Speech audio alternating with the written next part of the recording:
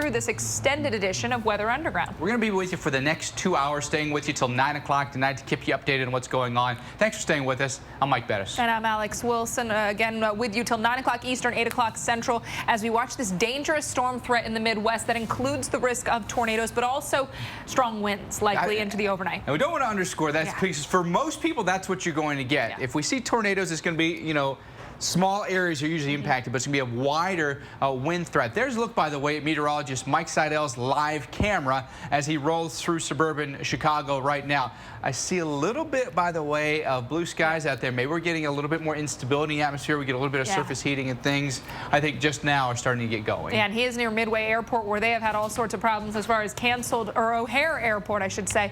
They have had canceled flights today because of storms and anticipating more possible problems into the evening once those storms do roll through.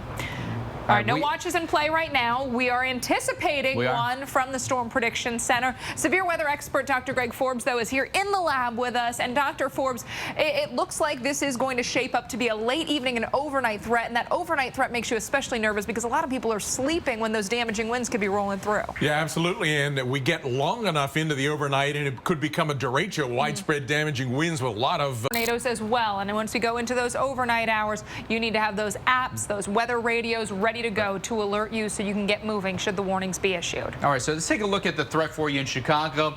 Prime hours are probably going to be around 8, 9 o'clock and last until around 1 o'clock in the morning.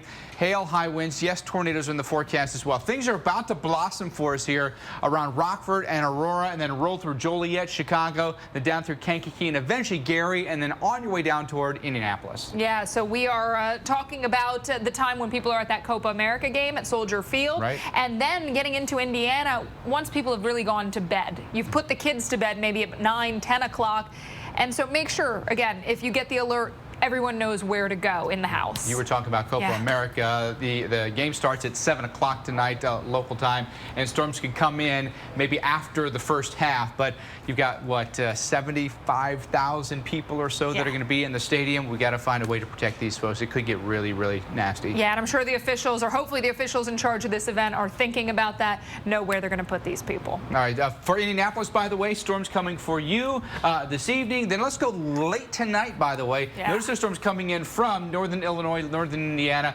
Midnight, 1 o'clock in the morning, we're surrounded by storms. Some of these could be severe. Hail and high winds, the likely things you'll see in Indianapolis. All right, up in northern Illinois, that's where we've got meteorologist Mark Elliott.